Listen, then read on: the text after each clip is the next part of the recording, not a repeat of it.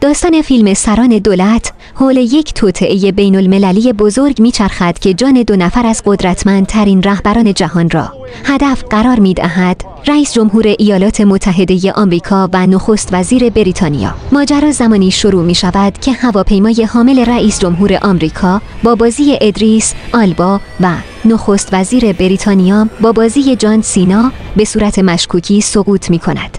به سرعت مشخص می شود که این حادثه یک تصادف ساده نیست، بلکه بخشی از یک توطئه جهانی پیچیده و بزرگ است که هدف آن از بین بردن این دو رهبر کلیدی و ایجاد آشوب بین المللی است. در ادامه می بینیم با توجه اینکه جان هر دو رهبر در خطر است و هیچ کس نمی تواند به آنها اعتماد کند، این دو نفر که از نظر شخصیت و سبک رهبری بسیار متفاوتند، مجبور می شوند با هم همکاری کنند.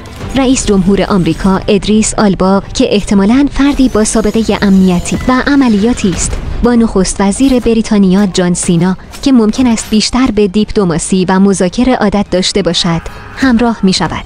این تفاوت‌ها هم منبع لحظات کمدی در فیلم هستند و هم چالش‌هایی را در مسیر همکاری آنها ایجاد می‌کنند. آنها باید با وجود اختلافات شخصی و روش‌های متضاد خود برای یک هدف مشترک متحد شوند.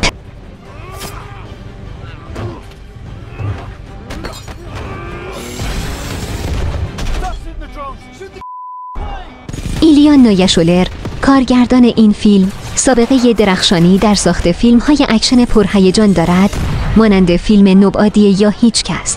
این ویژگی تضمین می‌کند که سران کشور دارای صحنه‌های اکشن نفسگیر، تعقیب و گریزهای پویا و مبارزات پر انرژی باشد.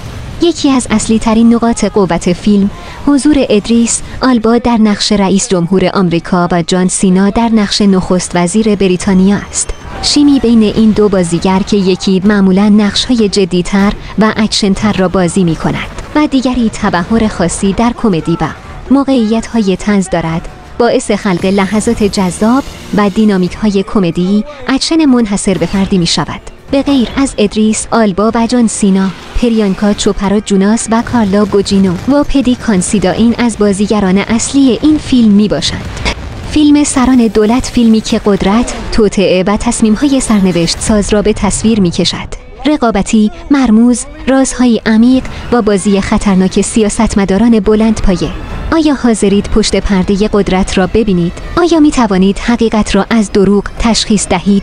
تیمی از ستارگان سینما در نقش‌های به یاد ماندنی. حالا براتون میگم چرا باید این فیلم را ببینید. یکی داستان پرپیچ و خم و غیر قابل پیش بین. در این فیلم هر صحنه شما را بیشتر درگیر می کند.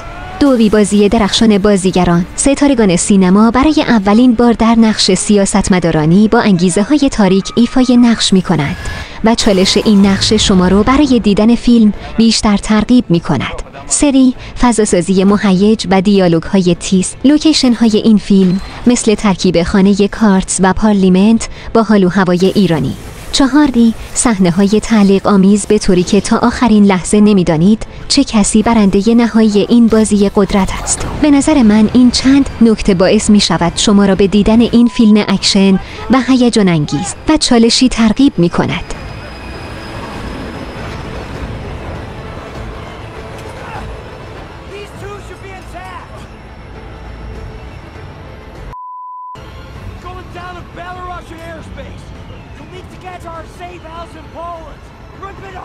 منم مثل شما منتظره میمانم تو این فیلم اکشن و چالش برانگیز رو ببینم.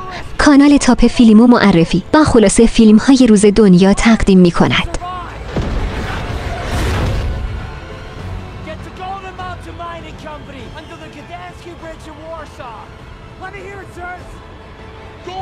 Mining Company, Gdański Bridge.